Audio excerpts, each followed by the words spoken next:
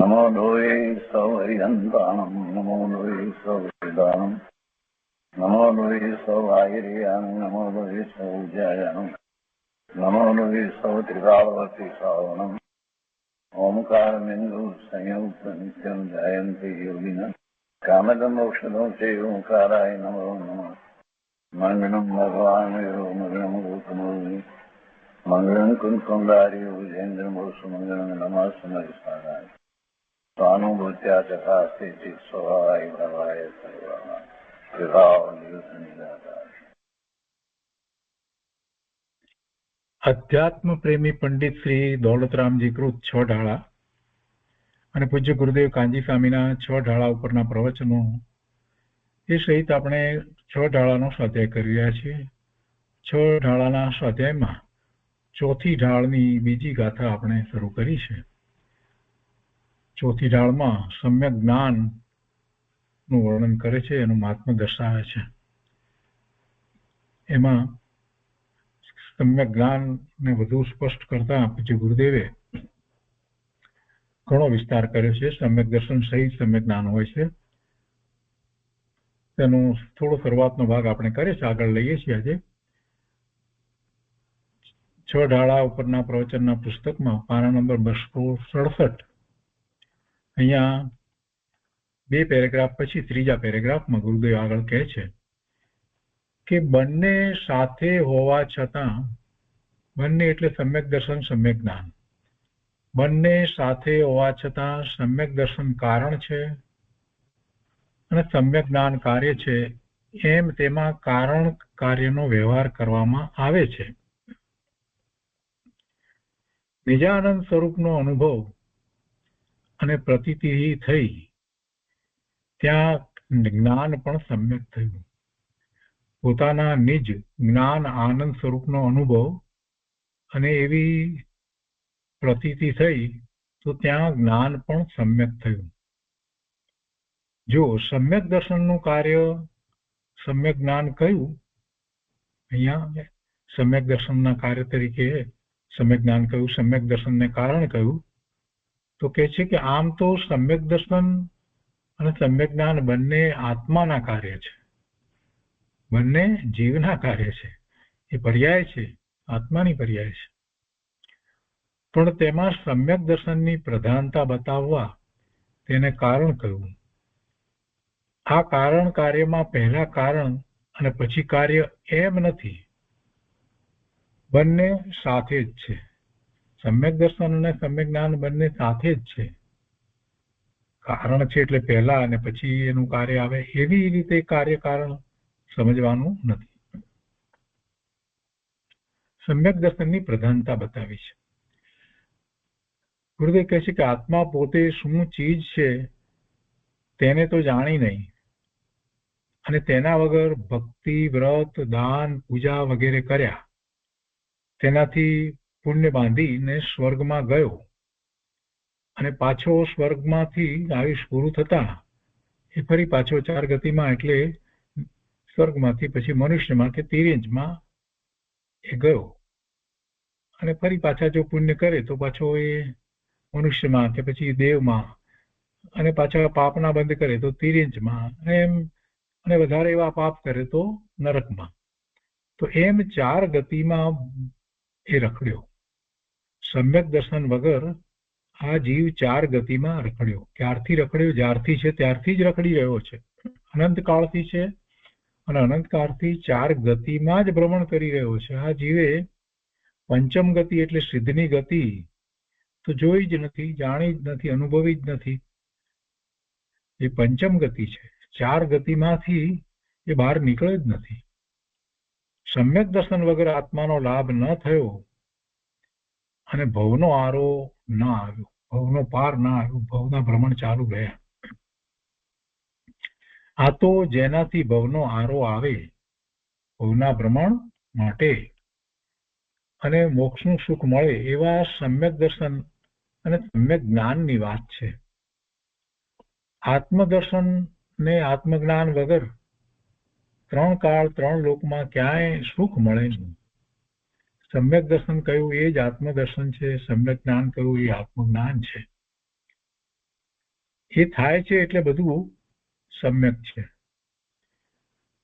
ભલે પુણ્ય કરીને સ્વર્ગે જાય તો પણ ત્યાંય લેશ માત્ર સુખ નથી. મિથ્યાત્વ સહિત તો લેશ માત્ર સુખ નથી.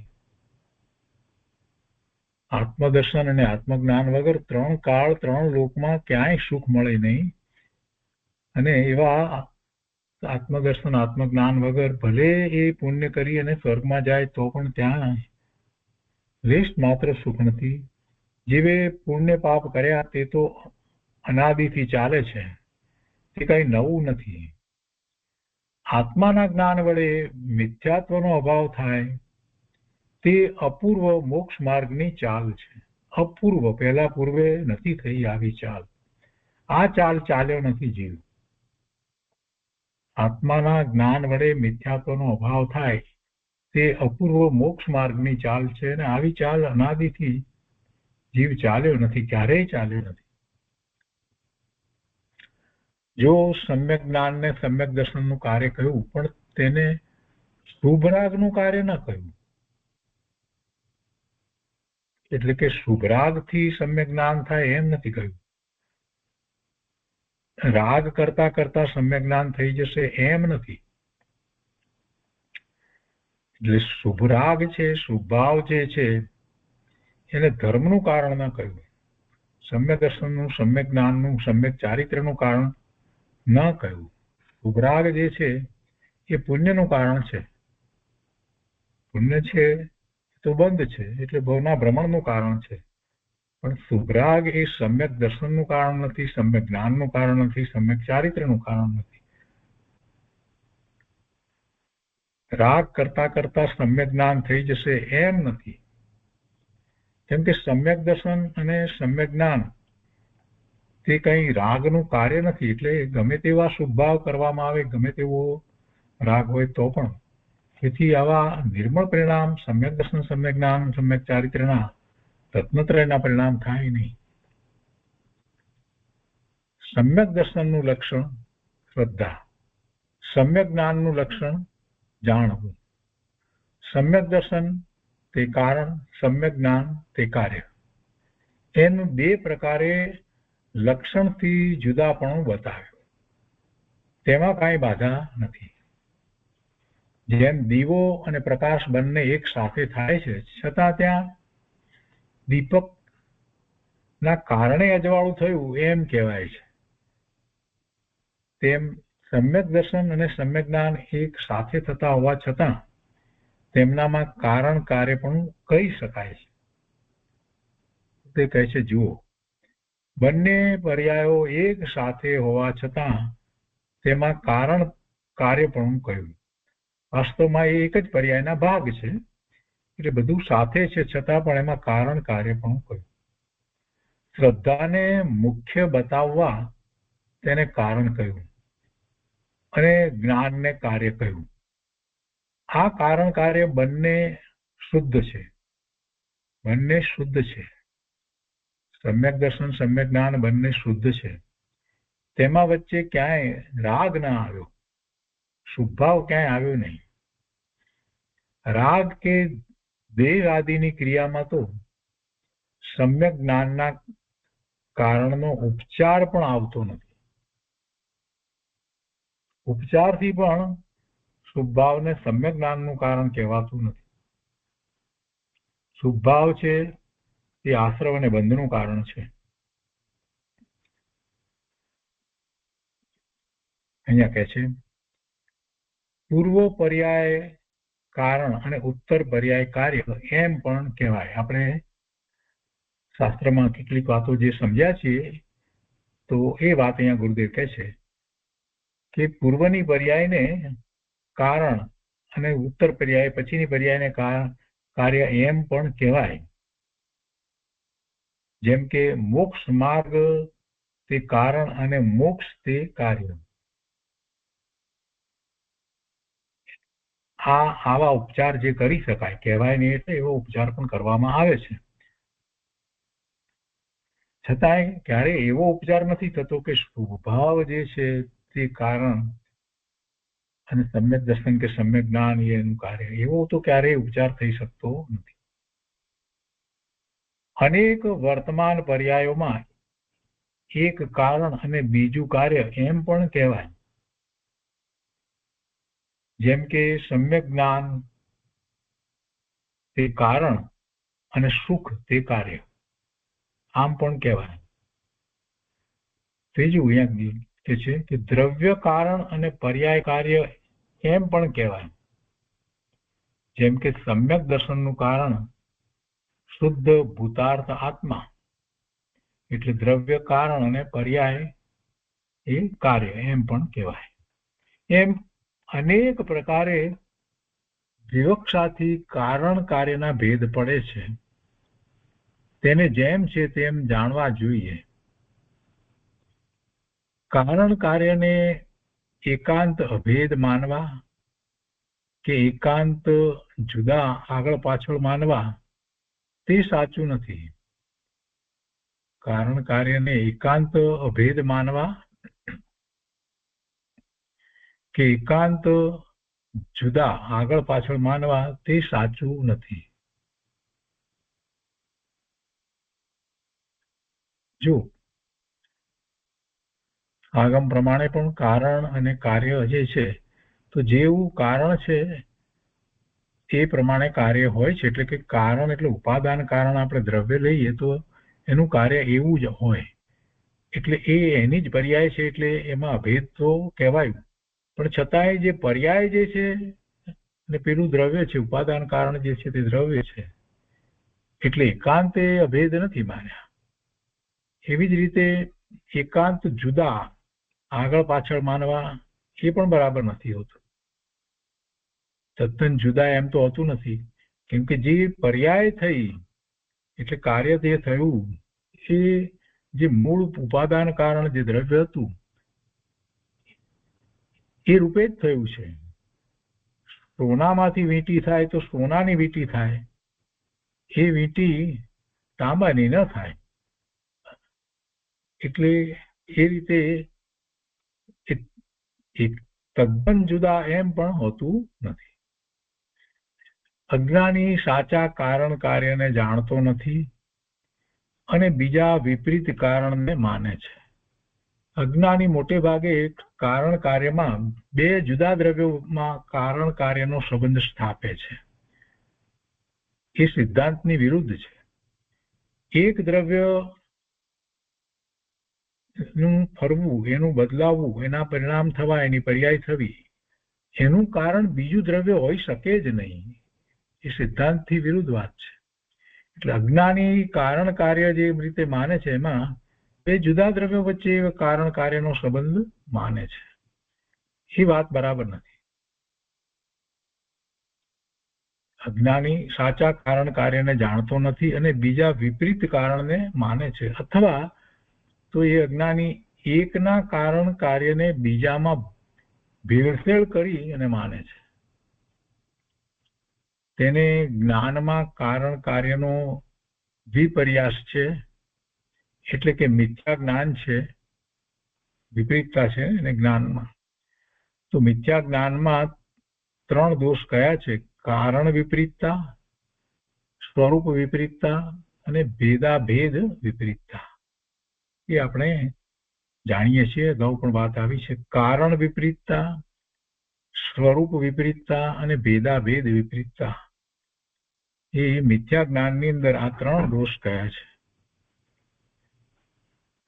ગુરુદેવ અહીંયા કહે છે કે આત્મા છે એમ માને, પણ તેની પર્યાયનું કારણ પરદ્રવ્ય છે એમ માને. બીજું દ્રવ્ય આત્મા છે એમ તો માને છે, પણ આત્માની પર્યાય, એના પરિણામ થવા, એની અવસ્થા બદલાવી, તો એનું કારણ બીજું અન્ય દ્રવ્ય પરદ્રવ્ય છે એમ માને. અથવા તો આત્મા બીજાના કાર્યનું કારણ છે એમ માને. બીજા પદાર્થો ની અંદર જે કાર્ય થઈ રહ્યું છે તેનું કારણ આત્મા છે એમ માને. અથવા આત્માની મોક્ષ દશાનું કારણ શુભ ભાવ છે, રાગ છે એમ માને. તો આ બધી વિપરીતતા થઈ, તો એને કારણ વિપરીતતા કહેવામાં આવે છે. સાચું જ્ઞાન નથી, એ મિથ્યા જ્ઞાન છે. એ કારણ વિપરીતતા છે. એટલે મિથ્યા જ્ઞાન છે એટલે મિથ્યાત્વ સહિત જ્ઞાન છે. બીજું, આત્મા છે એમ તો કે પહેલા એમ કહ્યું ને કે આત્મા છે એમ માને કરીને આજે વાત કરી. હવે એવી જ રીતે કહે છે કે આત્મા છે એમ તો કે, આત્માના અસ્તિત્વ માટે એમ કે આ આત્મા છે એમ તો કે, પણ ઈશ્વરે તેને બનાવ્યો છે, આત્મા ઈશ્વરે બનાવ્યો છે એમ માને, અથવા પૃથ્વી વગેરે પંચભૂતના સંયોગથી આત્મા બન્યો છે એમ માને, અથવા સર્વવ્યાપક બ્રહ્મ માને, જુદું સ્વતંત્ર અસ્તિત્વ ન માને, આત્માનું જુદું સ્વતંત્ર અસ્તિત્વ ન માને, પણ સર્વવ્યાપક બ્રહ્મ જે છે એનો અંશ છે એમ માને, તો તેને સ્વરૂપ વિપરીતતા છે. આ સ્વરૂપ વિપરીતતાના ઉદાહરણ આપ્યા. જેવું સ્વરૂપ છે એવું માનતો નથી, એ સ્વરૂપ વિપરીતતા છે. અને પહેલા જે વાત કરી એ કારણ વિપરીતતાની વાત કરી. આ સ્વરૂપ વિપરીતતા છે, એટલે સાચું જ્ઞાન નથી. હવે ભેદાભેદ વિપરીતતાની વાત ગુરુદેવ કરે છે કે ગુણ અને ગુણીનો સર્વથા ભેદ માને. ગુણ અને ગુણીનો સર્વથા ભેદ માને કે સર્વથા અભેદ માને, તો તેને ભેદ અભેદ એટલે ભેદાભેદ વિપરીતતા છે. ગુણ અને ગુણી એ જુદા છે પણ સર્વથા જુદા છે ના. જે ક્ષેત્ર ગુણીનું છે એ જ ક્ષેત્ર ગુણનું છે, સર્વથા જુદા નથી. એ ગુણોનો સમૂહ છે એ જ ગુણી છે, એટલે સર્વથા જુદા નથી. પણ છતાંય સંજ્ઞા નામ જુદા છે, નામ અપેક્ષાએ વિચાર કરી તો જુદા છે. અને ગુણનું ભવન એક જેવો ગુણ છે એવું ભવન છે, અને ગુણીનું ભવન અનંત ગુણ જે છે તો અનંત ગુણ રૂપ ભવન છે. તો ગુણ અને ગુણીનો સર્વથા ભેદ માને કે સર્વથા અભેદ માને, તો તેને ભેદ અભેદ ભેદાભેદ વિપરીતતા છે. અથવા બીજા બ્રહ્મ સાથે આ આત્માને અભેદ માનવું.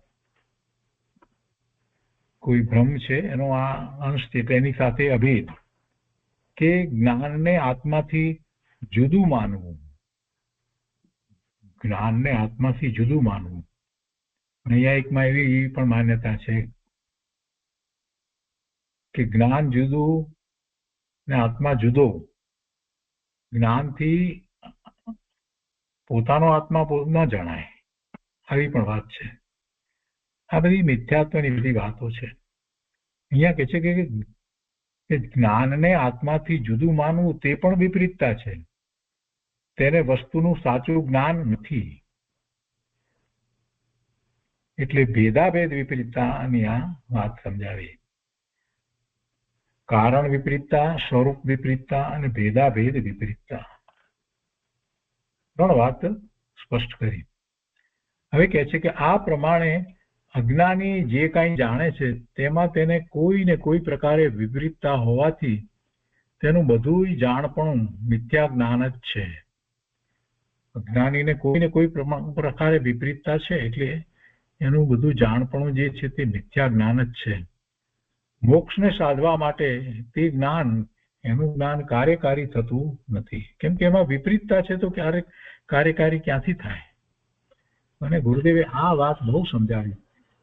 કેટલી બધી આગમ વિરુદ્ધ, સિદ્ધાંતની વિરુદ્ધની વાતો સંપ્રદાયોમાં ચાલે છે. ચારે ચાર ફિરકાની અંદર કેટલાય પ્રકારે ધર્મના નામે એ બધી વાતો ચાલે છે, જેના ખંડન પંડિત ટોડરમલજીએ મોક્ષ માર્ગ પ્રકાશકમાં કર્યા. અને પૂજ્ય ગુરુદેવે એમના પ્રવચનમાં પણ એ બધી વાત કરી છે કે ક્યાં ક્યાં આ બધું સિદ્ધાંતની વિરુદ્ધ છે.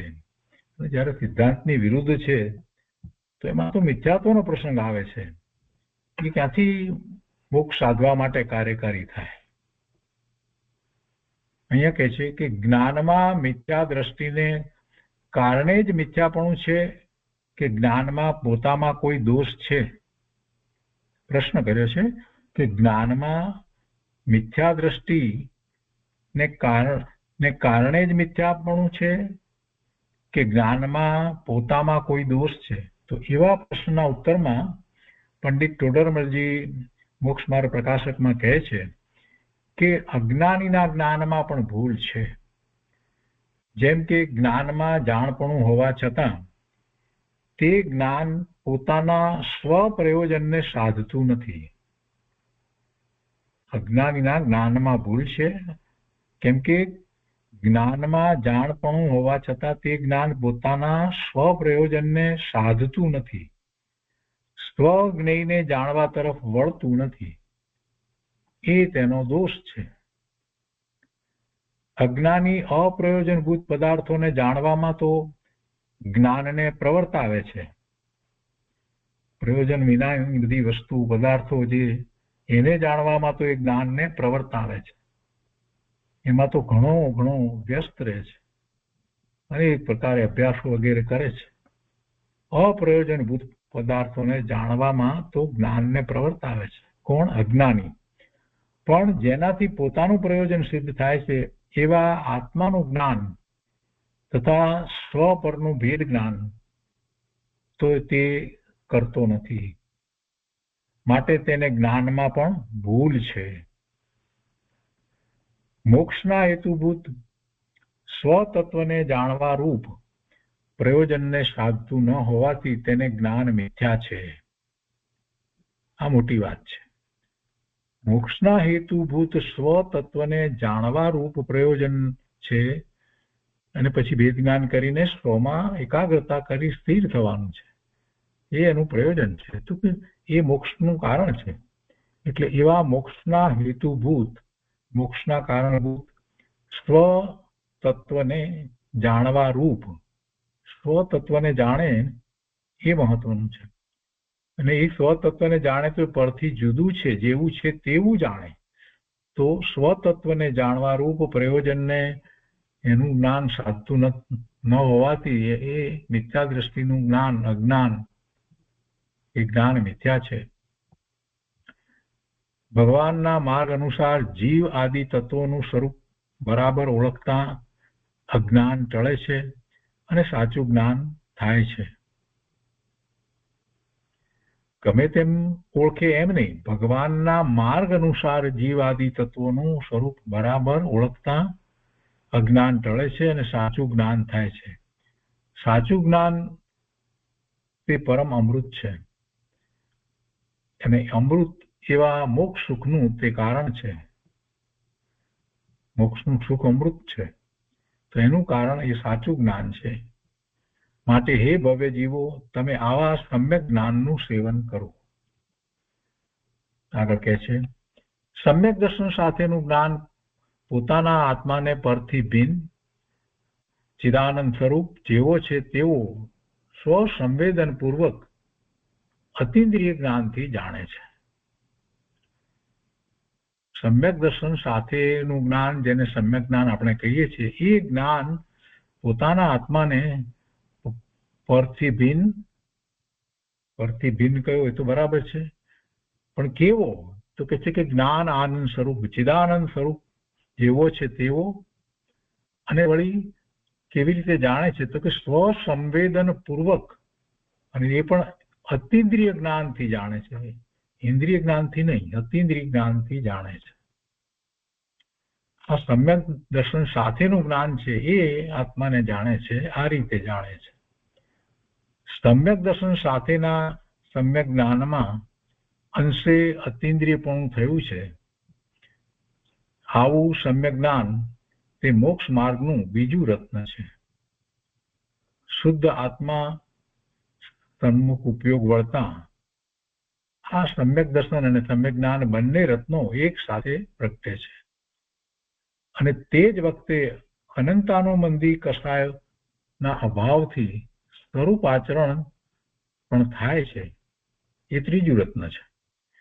આવો મોક્ષ માર્ગ સમ્યક દર્શન થતા ચોથા ગુણસ્થાને શરૂ થાય છે. સિદ્ધ પ્રભુના આનંદનો નમૂનો ચાખતું સમ્યક દર્શન પ્રગટ્યું, ત્યાં એક સાથે અનંત ગુણમાં નિર્મળ કાર્ય થવા માંડ્યું. એટલે અંદરમાં તો અંદર તો બધું નિર્મળ જ છે, શુદ્ધ જ છે, પૂર્ણ છે, પવિત્ર છે, બધું બરાબર છે, પણ પ્રગટતામાં સમ્યક દર્શન પ્રગટ થયું તો બીજા જે ગુણો જે પ્રગટે છે એટલે પર્યાયમાં એ પણ એ રીતે નિર્મળ પ્રગટે છે, એટલે નિર્મળ કાર્ય થવા માંડ્યું. આગળ કહે છે શ્રદ્ધા ગુણની શુદ્ધ પર્યાય તે સમ્યક દર્શન છે. સમ્યક દર્શન તે કઈ ત્રિકાળી ગુણ નથી, એ તો પર્યાય છે ને. પોતાના શ્રદ્ધા ગુણ જેવો છે તેને અનુસરીને એવી શ્રદ્ધા થઈ, પ્રગટ પર્યાયમાં થઈ, એટલે એ પર્યાય છે, એ ગુણ નથી, અંદર ગુણ છે. શ્રદ્ધા ગુણની શુદ્ધ પર્યાય તે સમ્યક દર્શન છે, એટલે સમ્યક દર્શન તે કઈ ત્રિકાળી ગુણ નથી. ત્રિકાળી ગુણ તો અંદર શ્રદ્ધા ગુણ છે, આ તો પર્યાય છે. અને આવી પર્યાય હવે પ્રગટ થઈ છે તો પછી એવી સમ્યક દર્શનની પર્યાય કયા કરે છે, એની શ્રદ્ધા એ રીતે રહે છે. શ્રદ્ધા ગુણ ત્રિકાળ છે અને તેની સમ્યક પર્યાય થઈ તે સમ્યક દર્શન છે, અને તેમાં મિથ્યાત્વ સંબંધી દોષનો અભાવ હોવાથી તે સમ્યક દર્શનને ગુણ કહેવાય છે. દોષના અભાવ સહિત એ પરિણામ થઈ રહ્યા છે, એટલે પ્રગટ પરિણામ, એટલે એને એ અપેક્ષાએ ગુણ કહેવામાં આવે છે. મિથ્યાત્વ તે મલિનતા અને દોષ છે, તેની સાથે સમ્યક દર્શન તે પવિત્ર ગુણ છે, તેમાં શુદ્ધતા છે.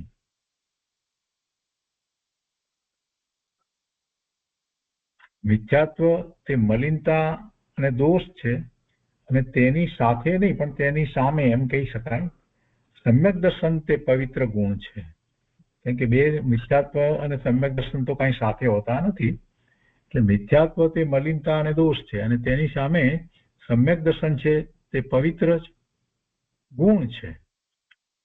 અપેક્ષાથી ગુણ અહીંયા કહેવામાં આવ્યો છે તો પર્યાય. પેલી મલિનતા જે છે એ પણ પર્યાય છે, મિથ્યાત્વ છે એ પણ પર્યાય છે, તો એ બધું દોષ છે, અને એની સામે સમ્યક દર્શન તે પવિત્ર ગુણ છે. સમ્યક દર્શનની પર્યાય તે પવિત્ર છે, તેમાં શુદ્ધતા છે, નિર્મળતા છે, તેથી તેને ગુણ કહ્યું. તેમાં અભેદ આત્માની નિર્વિકલ્પ પ્રતીતિ છે. એમાં આત્માની પ્રતીતિ છે, અને એ પણ કેવા આત્માની પ્રતીતિ છે? અભેદ, તેમાં કોઈ ભેદ પડતા નથી એવા આત્માની શ્રદ્ધા છે, પ્રતીતિ છે, અને એ પ્રતીતિ પણ નિર્વિકલ્પ છે. તે મોક્ષપુરીમાં પ્રવેશવાનો દરવાજો છે. આગળ કહે છે કે સમ્યક જ્ઞાન તે જ્ઞાન ગુણની પર્યાય છે. ચોથા ગુણ સ્થાને આત્માનું અનુભવ જ્ઞાન થયું ત્યારથી સમ્યક જ્ઞાન શરૂ થયું, પણ તે એક સાથે પૂરું ન થાય. જ્ઞાનનો ઉઘાડ વધતો જાય અને જ્ઞાનાવરણીયકરણની પ્રકૃતિઓ જે છે એ ઘટતી જાય, પ્રકૃતિ નિષેકો વગેરે ઘટતા જાય. તો કે છે ચોથા ગુણ સ્થાને શરૂઆત તો થઈ, ચોથા ગુણ સ્થાને આત્માનું અનુભવ જ્ઞાન થયું ત્યારથી સમ્યક જ્ઞાન શરૂ થયું, પણ તે એક સાથે પૂરું ન થાય. કેવળ જ્ઞાન થાય, 13મા ગુણ સ્થાને આવે, કેવળ જ્ઞાન થાય ત્યારે પૂરું થાય. બે શુક્લ ધ્યાન પ્રગટ થાય છે અને ત્યારે એ પૂરું થાય છે. 8મા ગુણ સ્થાને પહેલું શુક્લ ધ્યાન પ્રગટ થાય છે, 12મા ગુણ સ્થાને બીજું શુક્લ ધ્યાન પ્રગટ થાય છે, ત્યારે એ સમ્યક જ્ઞાન જે હતું એ હવે પછી કેવળ જ્ઞાન થાય છે, એટલે કે પૂર્ણ થાય છે. સમ્યક જ્ઞાન સ્વ પરને, ભેદ અભેદને, શુદ્ધ અશુદ્ધને બધાને જેમ છે તેમ જાણીને પોતાના આત્માને પરભાવોથી ભિન્ન સાધે છે. પરભાવોથી ભિન્ન સાધે છે. હું શુદ્ધ પરિપૂર્ણ અભેદ એક ભૂતાર્થ આનંદમય ચૈતન્ય તત્વ છું.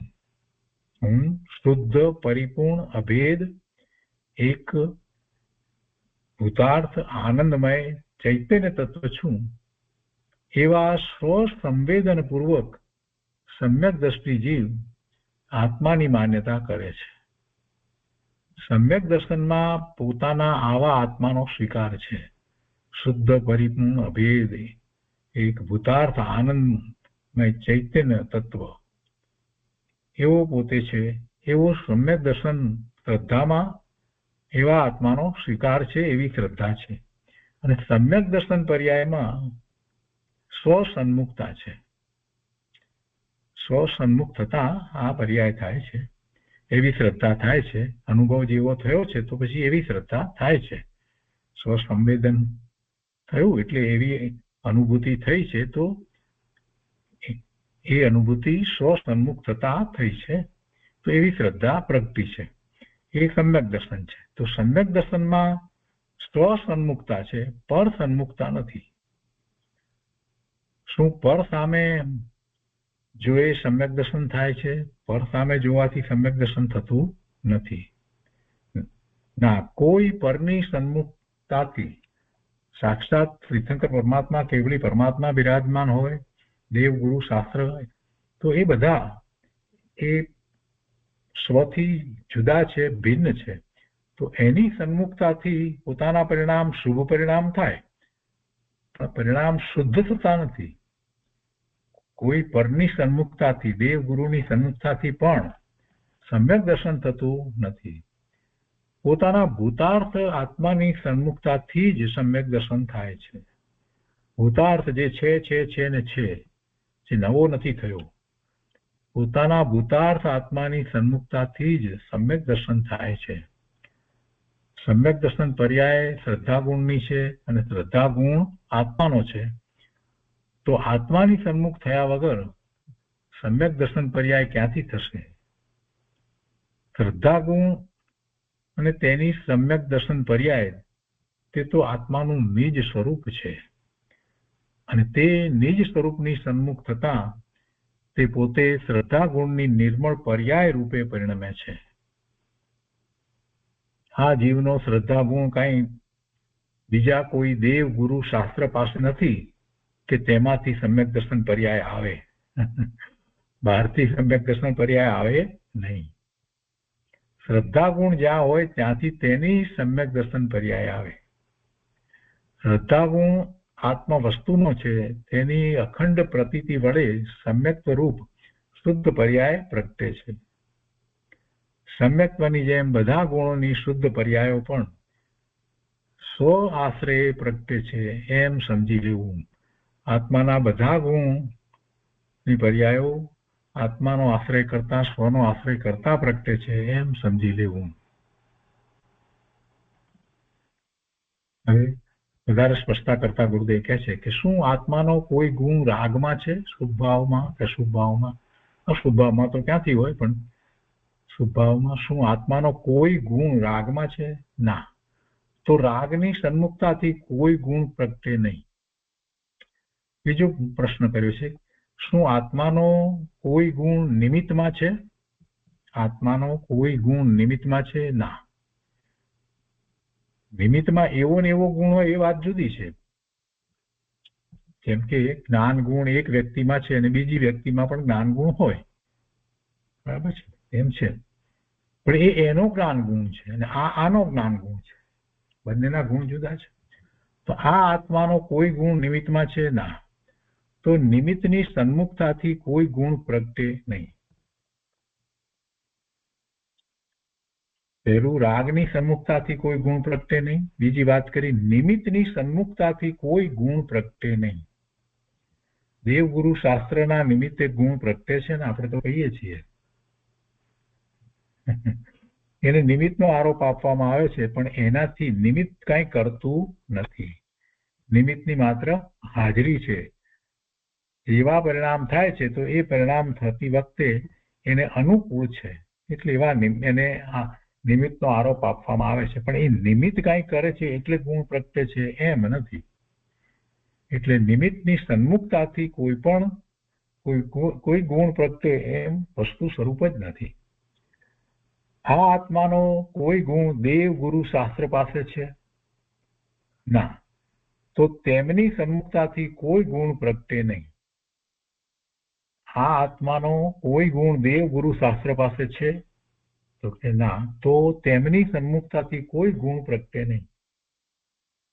તો પછી કૃપાળુદેવમાં તો આવે છે ને કે એક ગુરુનો આશ્રય કર, એમની નિશ્રામાં લાગી જાય, એક સદગુરુને શોધીએ અને એમની બધી જ આજ્ઞાને માનવામાં આ બધામાં લાગી જાય, બીજું કાંઈ વિચારીશ નહીં, આટલું બધું આવે છે ને. પણ એમાં ક્યાંય કૃપાળુદેવે એવું નથી કહ્યું કે એ તને સમ્યક્ત્વ પ્રગટ કરાવી દેશે, એવી વાત નથી કરી. એ વાત તો એટલા માટે કરવામાં આવી છે કે એ સિવાય બીજે જ્યાં પણ હશે તો એ ધર્મનું વાતાવરણ નહીં પામે, શું ધર્મ છે, સાચી વસ્તુ શું છે એ નહીં સમજે, અને જેને અનુભવ નથી એવા મિથ્યા દ્રષ્ટિ પાસે ધર્મના નામે એ કુધર્મનું આચરણ કરશે. એટલે સાચા ગુરુની નિશ્રામાં જવાથી એ બધાથી બચી શકાય અને સાચો ધર્મ શું છે એ સમજી શકાય અને એવી આરાધના થઈ શકે. એ આશયથી કહેવામાં આવ્યું છે. એમ કહેવાનો આશય નથી કૃપાળુદેવનો કે ભાઈ એ તને સમ્યક દર્શન આપી દેશે. કેમ કે સમ્યક દર્શન શ્રદ્ધા ગુણની પર્યાય, શ્રદ્ધા ગુણ તો આત્માનો છે ને છે, તો એનું લક્ષ્ય કરવા માટે એનો માર્ગ એ દેવ ગુરુને શાસ્ત્ર બતાવે છે. પણ આ આત્માનો કોઈ ગુણ દેવ ગુરુ શાસ્ત્ર પાસે નથી, એટલે એમની સન્મુખતાથી કોઈ ગુણ પ્રગટે છે એમ નથી. આખી વાતને સમજવાની છે. ગુણ ક્યાં પ્રગટે છે? પોતાને વિશે પ્રગટે છે. તો બીજા બધા જે છે એ તો એનાથી જુદા દ્રવ્ય છે. ગુરુદેવ સમજાવે છે કે ભગવાન આત્માના સર્વે ગુણો પોતામાં જ છે. આ આત્માના ગુણ આ આત્માને વિશે જ છે, બીજે ક્યાંય નથી. માટે આત્માની પોતાની સામે જોઈ જ સર્વ ગુણો પ્રગટે છે. પોતાના આત્માની સન્મુખ થતા જ એમાં જ એકાગ્રતા કરતા આત્માના સર્વ ગુણ પ્રગટે છે. પર સામે જોઈએ કોઈ ગુણ પ્રગટતો નથી. ત્રિકાળી ગુણ સ્વભાવ પોતામાં છે. ત્રણેય કાળે પોતાનો જે સ્વભાવ છે, જ્ઞાન આનંદનો સ્વભાવ છે, તો કે ત્રિકાળી ગુણ સ્વભાવ પોતામાં છે. જેવા ગુણ છે એવો આત્માનો સ્વભાવ છે. અનંત ગુણ રૂપ આત્માનો સ્વભાવ છે. તો ત્રિકાળી ગુણ સ્વભાવ આત્મા પોતામાં છે, તો તેની સન્મુખ થતા જ સમ્યક દર્શન, સમ્યક જ્ઞાન, સમ્યક ચારિત્ર્ય બધા ગુણો પ્રગટે છે. આનંદ પણ થયો અને અનંત ગુણની નિર્મળતાના વેદન સહિત મોક્ષ માર્ગ ખુલી ગયો. પોતાની સન્મુખ થતા, સ્વની સન્મુખ થતા જ સમ્યક દર્શન થયું, સમ્યક જ્ઞાન થયું, આનંદ પણ થયો અને અનંત ગુણની નિર્મળતાના વેદન સહિત મોક્ષ માર્ગ ખુલી ગયો. મોક્ષ માર્ગની શરૂઆત થઈ ગઈ અને પોતાનું આનંદમય સ્વઘર જીવે દેખી લીધું. ગુરુદેવ કરુણા કરીને સમજાવે છે કે હે ભાઈ, આ તારા નિજ ઘરની વાત છે, તારા સ્વઘરની વાત છે. તો તારા સ્વઘરની વાત તું હોંશથી સાંભળ. અનાદિથી રાગ આદિ પર ઘરને જ પોતાનું માન્યું હતું અને એમાં જ રાચી રહ્યો હતો. હવે તું તારા સ્વઘરની વાત હોંશથી સાંભળ, બહુ ઉત્સાહથી સાંભળ, એને પ્રયોજનભૂત સમજીને સાંભળ. અનાદિથી તે એ નથી કર્યું. અનાદિથી રાગ આદિ પર ઘરને જ પોતાનું માન્યું હતું, એ તારું નથી. અહીં સર્વજ્ઞ પરમાત્મા અને સંતો તને તારું સ્વઘર બતાવે છે. તેને જોતા જ આનંદ સહિત સમ્યક દર્શન અને સમ્યક જ્ઞાન થાય છે અને અંતરમાં મોક્ષના દરવાજા ખુલી જાય છે. સમ્યક દર્શન તો ધર્મનો મૂળ એકડો છે. સમ્યક દર્શન તો ધર્મનો મૂળ એકડો છે. તેને ભૂલીને જીવ જે કાંઈ કરે તેનાથી જન્મ મરણના આરા નહીં આવે. માટે જે અનંત કાળમાં પૂર્વે નથી કરેલ અને જે પ્રગટ કરતા જ જન્મ મરણનો અંત આવી અને મોક્ષ તરફનું પરિણમન શરૂ થઈ જાય, મોક્ષ તરફનું પરિણમન શરૂ થઈ જાય છે સમ્યક દર્શન થતા જ. તો એવું સમ્યક દર્શન શીઘ્ર આરાધવા યોગ્ય છે. તે સમ્યક દર્શન સહિત સમ્યક જ્ઞાનની વિશેષ આરાધનાનું આ વર્ણન ચાલે છે. સમ્યક જ્ઞાનની વિશેષ આરાધનાનું આ વર્ણન ચાલે છે, કેમ કે એ જ્ઞાનની પૂર્ણ દશા પૂર્ણતા થતા સમય લાગે છે. શ્રદ્ધાની પૂર્ણતા તો થઈ જાય છે, સાહિક સમ્યક તો થઈ જાય છે, પણ કેવળ જ્ઞાન થતા સમય લાગે છે. શરૂઆત બંનેની સાથે થાય છે. સમ્યક તો થાય છે તે વખતે સમ્યક દર્શન, સમ્યક જ્ઞાન અને સમ્યક આચરણ ચારિત્ર એ ત્રણેય સાથે થાય છે. છતાં પૂર્ણતાની રીતે વિચાર કરવા જઈએ તો શ્રદ્ધાની પૂર્ણતા પહેલા થાય છે, પછી ચારિત્રની થાય છે અને પછી જ્ઞાનની થાય છે. એટલે સાહિક સમ્યક્વ થાય અને પછી એ જ રીતે યથાખ્યાત ચારિત્ર થાય. ત્યાર પછીથી 12મા ગુણસ્થાને બીજું શુક્લ ધ્યાન પ્રગટે છે અને પછી 13મા ગુણસ્થાને આવે છે, ત્યારે એને જ્ઞાનની પૂર્ણતા થાય છે, કેવળ જ્ઞાન થાય છે. અહીંયા કહે છે કે સમવસરણની વચ્ચે ગણધરો અને 100 ઇન્દ્રોની ઉપસ્થિતિમાં સર્વજ્ઞ વિતરાગી ભગવાનની દિવ્ય ધ્વનિ છૂટતી હતી. અત્યારે પણ મહાવિદ્યમાં છૂટી રહી છે. ગણધર ભગવંતો તે વાણી દિવ્ય ધ્વનિ ઝીલતા હતા. તે ઝીલી અને ગણધરોએ તેમજ બીજા આચાર્ય કુંદકુંદાચાર્ય વગેરે વિતરાગી સંતોએ જે સમયસાર આદિ પરમ આગમો રચ્યા તેની જ પરંપરા જૈન માર્ગમાં ચાલી રહી છે. તેને અનુસરીને જ પંડિત દોલતરામજીએ આ 6 ઢાળાની રચના કરી છે અને તેમાં કહે છે કે હે જીવ, તારા સમ્યક દર્શન, જ્ઞાન, આનંદ વગેરેની ખાણ જડમાં નથી. જડમાં નથી એટલે શરીરમાં નથી, રાગમાં નથી, વિકલ્પમાં નથી. તારા આત્માનો શ્રદ્ધા ગુણ જ તારા સમ્યક દર્શનની ખાણ છે. તારા આત્માનો શ્રદ્ધા ગુણ જ તારા સમ્યક દર્શનની ખાણ છે. તારો જ્ઞાન ગુણ જ તારા જ્ઞાનની ખાણ છે. તારો આનંદ ગુણ જ મહા આનંદની ખાણ છે. અનંત ગુણની ખાણ તારા આત્મામાં છે. આવા આત્માની સન્મુખ થતા આત્માના શ્રદ્ધા વગેરે અનંત ગુણોનું સમ્યક પરિણમન થયું, તે જ સમ્યક દર્શન, સમ્યક જ્ઞાન વગેરે છે. જ્યાં જે વસ્તુની ખાણ ભરી હોય તેમાંથી તે નીકળે. કૂવામાં પાણી હોય તો બહાર આવે, તેમ સમ્યક દર્શનની ખાણ ક્યાં છે? સમ્યક દર્શનની ખાણ આત્મામાં છે. આત્મા જ સમ્યક દર્શનની ખાણ છે, અનંત ગુણોની ખાણ છે. અનંત ગુણોની ખાણ આત્મા છે એટલે અનંત ગુણ ત્યાંથી પ્રગટે છે. સમ્યક દર્શન વગેરેની પ્રાપ્તિ માટે પોતાના આત્મા સિવાય બીજે ક્યાંય જવું પડે તેમ નથી. સમ્યક દર્શનની ધ્રુવ ખાણ એવો આત્મ સ્વભાવ, તેનો સ્વીકાર કરતા જ સમ્યક દર્શન થાય છે. એવો સ્વીકાર કરે અને એ તરફ વળી જાય એટલે એવા પરિણામ થાય છે. બીજો કોઈ ઉપાય છે જ નહીં. સમ્યક જ્ઞાન વગેરેની પણ આ જ રીત છે. શુદ્ધ આત્માની સન્મુખતામાં વચ્ચે બીજા કોઈનું કે રાગ આદિનું આલંબન છે જ નહીં. આખો મોક્ષ માર્ગ એકલા આત્માના જ આશ્રય છે. આખો મોક્ષ માર્ગ શરૂઆતથી પૂર્ણતા સુધી આત્માના આશ્રય જ છે. બાહ્યમાં જે ચારિત્ર વગેરે અંગીકાર કર્યું એ શું? એને મોક્ષ માર્ગ નથી કહેવાતો. આપણે કહીએ છીએ કે ભાઈ દેશ ચારિત્ર લીધું ને પછી પૂર્ણ ચારિત્ર લીધું ને મુનિ દશા લીધી ને આ બધું, એની તો કોઈ વાત જ ના આવી. અહીંયા તો એમ કહ્યું કે આખો મોક્ષ માર્ગ એકલા આત્માના જ આશ્રય છે. વાત એમ જ છે, બાહ્યમાં જે કંઈ છે એ સાથે રહેલું છે. મોક્ષ માર્ગ તો અંતરંગ જ છે, પણ જ્યારે એવી અંતરંગ દશા ઉત્કૃષ્ટ થતી જાય છે, શુદ્ધિની વૃદ્ધિ થતી જાય છે, તો પછી બહારમાં પણ નિમિત્ત નૈમિત્તિક સંબંધ એવો જ છે કે મુનિ દશા હોય.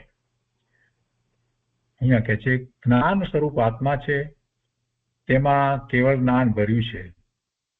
રાગની ભેળસેળ વગરનું એકલું શુદ્ધ જ્ઞાન તે આત્માનું સ્વરૂપ છે. આવા આત્માને જાણતા આનંદ રસથી ભરેલું સમ્યક જ્ઞાન પ્રગટે છે. સમ્યક દર્શન સાથે આવું સમ્યક જ્ઞાન સદાય હોય છે. ભગવાન આત્માના શ્રદ્ધા ગુણની સમ્યક દર્શન પર્યાય જ્ઞાન, આનંદ અને શાંતિના અપૂર્વ વેદન સહિત પ્રગટે છે. જીવ આદિ સાતે તત્વો અને તેમાં પરથી ભિન્ન પોતાનો શુદ્ધ આત્મા તેને સમ્યક દ્રષ્ટિ જાણે છે અને તેની શ્રદ્ધા કરે છે. સામાન્ય અને વિશેષ બંનેની વિપરીતતા રહિત, સામાન્ય અને વિશેષ બંનેની વિપરીતતા રહિત, બેમાંથી કોઈની વિપરીતતા નથી એવી પ્રતીત સમ્યક દ્રષ્ટિને છે. સામાન્ય માટે કોઈ વિપરીતતા નથી ને વિશેષ માટે પણ કોઈ વિપરીતતા નથી એવી પ્રતીત સમ્યક દ્રષ્ટિને છે. એવી શ્રદ્ધા સમ્યક દ્રષ્ટિને છે. એકલું સામાન્ય માને અને વિશેષને ન માને એમ નહીં. સામાન્ય દ્રવ્ય, સામાન્ય આપણે જે કહીએ છીએ વસ્તુ, સામાન્ય વસ્તુ એને માને અને વિશેષને એટલે પર્યાયને ન માને એવું વસ્તુ સ્વરૂપ નથી. અથવા તો એકલું વિશેષ માને અને સામાન્યને ન માને તો પણ તત્વ શ્રદ્ધા સાચી થતી નથી. એકલું સામાન્યને માને અને વિશેષને ન માને એ વેદાંતની દ્રષ્ટિ છે, અને એકલું વિશેષને એટલે પર્યાયને માને અને સામાન્યને ન માને એ બૌદ્ધની દ્રષ્ટિ છે. તો એ તત્વ શ્રદ્ધા સાચી નથી. એવી શ્રદ્ધા સાચી હોઈ શકે નહીં. વસ્તુ પોતે સામાન્ય વિશેષાત્મક છે. વસ્તુ સામાન્ય છે અને એની સમયે સમયે બદલાતી અવસ્થા એનું વિશેષ છે. એટલે વસ્તુ, દરેક વસ્તુ પોતે સામાન્ય વિશેષ સ્વરૂપ છે. તો તેને વિપરીતતા વગર જેમ છે તેમ જાણીને શ્રદ્ધા કરવી જોઈએ. ધર્મીને શ્રદ્ધા જ્ઞાનમાં વિપરીતતા નથી, શ્રદ્ધામાં વિપરીતતા નથી, જ્ઞાનમાં વિપરીતતા નથી. સમ્યક દ્રષ્ટિને શ્રદ્ધા અને જ્ઞાનમાં વિપરીતતા નથી. કે સંશય આદિ દોષ નથી. કેમ હશે, આમ હશે કે કેમ એવું પણ નથી. વિપરીતતા નથી ને સંશય પણ નથી. અમારા આત્માને અમે જાણ્યો કે નહીં, અમને સમ્યક દર્શન હશે કે નહીં, અમને અનુભવ થયો તે સાચો હશે કે નહીં, આવો સંશય ધર્માત્માને સમ્યક દ્રષ્ટિને હોતો નથી. એને કોઈને પૂછવા જવાની જરૂર હોતી નથી ને એને મંદિરમાં એવો સંશય હોતો નથી. જ્યાં એવો સંશય હોય ત્યાં તો અજ્ઞાન છે. ધર્મી તો પોતાની દશાને નિશંક જાણે છે, શંકા વિના જ પોતાની દશાને જાણે છે.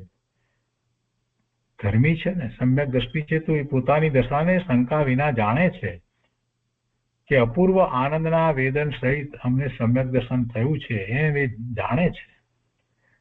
આત્માની સહાનુભૂતિ થઈ છે. સર્વજ્ઞ દેવે જેવો આત્મા જાણ્યો તેવો જ અમારો આત્મા અમે અનુભવ સહિત જાણ્યો છે. તેમાં હવે કોઈ શંકા નથી. આવા શ્રદ્ધા જ્ઞાન વડે મોક્ષ માર્ગની આરાધના થાય છે. આત્માના શ્રદ્ધા જ્ઞાન વગર કોઈ જીવ ભલે દ્રવ્યલિંગી સાધુ થાય પણ અંદર તેને સંશય આદિ દોષ રહ્યા કરે છે. સમ્યક દર્શન નથી ત્યાં સુધી તો વિપરીતતા અથવા તો સંશય કંઈક હોય છે. જ્યાં સમ્યક જ્ઞાન ત્યાં આત્માનો સંશય નહીં. સમ્યક જ્ઞાન હોય ત્યાં કોઈ સંશય હોતો નથી, શંકા હોતી જ નથી, નિઃશંક છે. અને જ્યાં આત્માનો સંશય ત્યાં સમ્યક જ્ઞાન નહીં. જ્યાં શંકા ત્યાં ગણતાપ, અહીંયા એક ઉક્તિ લખી છે કે જ્યાં શંકા ત્યાં ગણતાપ, જ્ઞાનતઃ શંકા નહીં સ્થાપ. જ્યાં શંકા ત્યાં પછી સંતાપ હોય છે ને, જ્યાં શંકા ત્યાં સમજી લે કે સંતાપ છે, અને જ્યાં જ્ઞાન છે ત્યાં પછી કોઈ શંકા હોતી નથી. શંકા ન હોય. જ્ઞાનતઃ શંકા નહીં સ્થાપ. જ્ઞાની જીવો આત્મ સ્વરૂપમાં નિઃશંકી હોય છે અને તેથી મરણ આદિના ભય રહિત નિર્ભય હોય છે. શંકા નથી એટલે પછી ભય પણ નથી. એ અગાઉ વાત આપણે અધ્યાયમાં લીધી છે. તો આજનો સ્વાધ્યાય આપણે અહીંયા સુધી રાખીએ છીએ. શેષ ભાગ આવતા સ્વાધ્યાયમાં લઈશું.